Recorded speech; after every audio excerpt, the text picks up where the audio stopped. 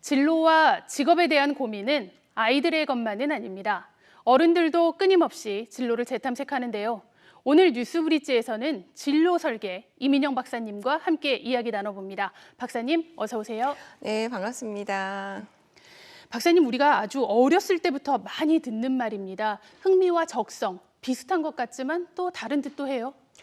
맞습니다. 우리 먼저 적성은 개인이 잠재적으로 가지고 있는 재능입니다. 그래서 남들보다 조금 더 쉽게 잘할 수 있는 것인데요. 근데 여기서 중요한 게 이 적성은 연습으로도 만들어집니다. 그래서 하고 싶은 마음이 적성을 만들기도 하고, 다시 정리를 한번 해보면 하고 싶은 마음이 생겨서 연습을 하다 보니까 그 분야가 적성이 된 거죠. 자, 이때 이 하고 싶은 마음, 자, 이게 바로 흥미이고요. 흥미는 잘하고 못하고를 떠나서 관심을 갖고 있는 것을 이제 의미를 합니다.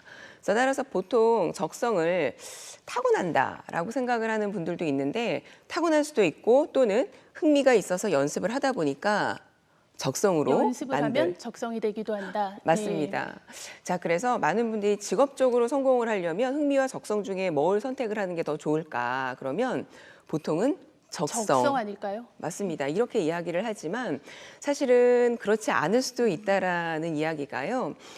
잘하는 걸 직업으로 삼으면 빠르게 성공할 수는 있죠. 하지만 적성은 잠재적으로 가지고 있는 재능이기는 하지만 노력이 없이는 성공을 얻을 수가 없습니다. 따라서 적성은 연습에 의해서 키워진다는 걸 꼭 기억을 해 주셨으면 좋겠습니다. 따라서 우리가 적성 검사를 통해서 적성이 발견되더라도 이게 반드시 직업적인 어떠한 성공을 의미하는 건 아니고, 연습과 노력이 없이는 적성이 성공을 이끌어내지 못한다. 자, 이렇게 말씀을 드리고 싶습니다. 박사님, 그러면 우리가 너의 적성은 이런 것 같아. 나는 그 분야에 적성이 있어. 뭐 이런 말들을 하는데요. 이런 표현은 맞는 걸까요? 맞는 말일 수도 있고 아닐 수도 있고 그렇습니다. 자, 적성은 언제 어떤 기회로 생겨날지 사실은 모르는 거거든요. 제가 예를 하나 조금 들어드리면, 작년에 슬기로운 의사생활이라고 아마 드라마 재밌게 봤습니다. 그러시죠. 자, 주인공이 나오는데 이 주인공이 밴드를 합니다. 근데 이 중에서 그 배우 전미도 씨가 베이스 기타를 연주하는 역할을 맡았습니다. 연주 아주 잘했는데요. 맞습니다.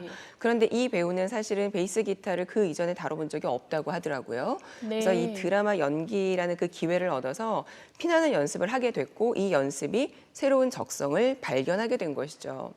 근데 이건 어떤 그 연구로도 밝혀진 내용인데요. 세계적인 인지심리학자 안데르스 에릭슨의 연구에 따르면 월드클래스 전문가들은 타고나거나 천재라기보다는 남들보다 더 오랜 시간 투자한 사람이다. 자, 이런 결과를 발견을 해냅니다. 그래서 그래프를 한번 보시면은요, 기술이 향상될수록 발전 속도가 느려진다는 걸 보실 수가 있는데요. 자, 얼마나 많은 노력을 해야지만 성공을 할 수 있는지 보여주는 대목이 됩니다. 박사님, 그러니까 적성 그 자체보다는 얼마나 시간을 들여서 연습을 했느냐, 이게 바로 성공을 좌우한다라는 말씀인 것 같습니다. 그러면 우리가 실제로 진로를 선택할 때 뭐를 기준으로 삼으면 좋을까요? 진로 설계에는 4단계가 있습니다. 먼저 내가 어떤 사람인지를 알아야 하겠고요. 나에 대한 이해가 가장 먼저입니다. 나에 대한 이해. 막연히 나는 어떤 사람이야 라고 이렇게 생각을 하는 것보다는 객관적인 지표들을 얻을 수 있는 어떤 검사를 해보면 좋은데요. 고용노동부가 운영하고 있는 워크넷이라고 하는 사이트가 있습니다. 이 사이트를 한번 들어가 보시면 직업과 관련된 직업 심리 검사가 22가지나 제공이 되고 있습니다. 그래서 청소년, 성인, 이렇게 나뉘어서 제공이 되고 있고요. 또 무료로 제공이 됩니다. 그래서 이런 검사들을 통해서 흥미 적성뿐만 아니라 내가 직업을 통해서 얻고 싶은 어떠한 그 욕구는 무엇인지, 또는 나 이것만큼은 절대 포기하지 못해. 그러니까 직업의 어떤 가치관, 자, 이러한 부분들을 좀 객관적으로 정리를 해보면 좋을 것 같습니다. 나에 대한 이해, 그 다음에는 직업 세계에 대한 이해인데요. 세상에는 굉장히 다양한 직업들이 있죠.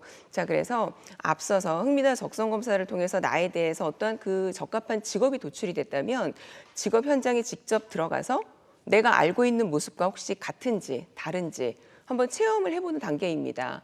직업인 인터뷰를 해볼 수도 있고요. 또는 실제 그 직업 현장에 들어가서 직업을 관찰해 보는 것도 방법이 됩니다. 그러면 나를 알고, 그리고 직업 세계를 알고, 그 다음에는 어떤 과정을 거칠까요? 세 번째 단계는 교육 세계의 이해라고 하는데요. 각 직업이 요구하고 있는 어떤 교육이라던가 기본적인 자격들이 있습니다. 예를 들어 기본적으로 이런 교육은 받아야 된다 또는 요구되는 자격증은 어떤 것들이다. 그러니까 이러한 것들이 이제 내용인데요. 현재는 평생 직장이나 평생 직업이 사라진 시대이고 우리는 계속적으로 진로에 대해서 고민을 해야 하죠. 그래서 교육 세계에 대한 이해는 하나의 직업만을 생각해 보기보다는 평생 교육 맥락에서 이해를 조금 하셨으면 좋겠습니다. 붉은 여왕 효과라는 용어가 있습니다. 붉은 여왕 효과. 네. 자, 이 말은 세상이 너무 빠르게 변화해서 현상 유지를 위해서라도 우리는 굉장히 빨리 뛰어야 한다.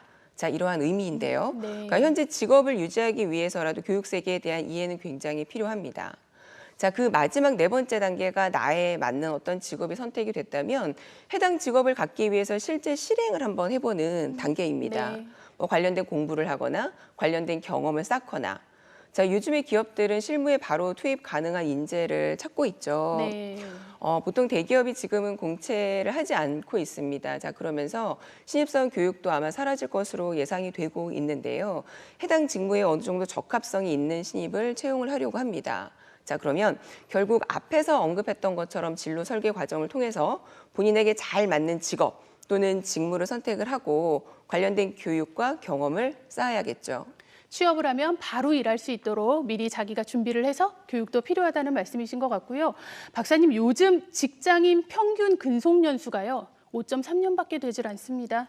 네, 미래를 잘 준비하기 위해서 갖춰야 할 역량이 있다면 어떤 게 있을까요?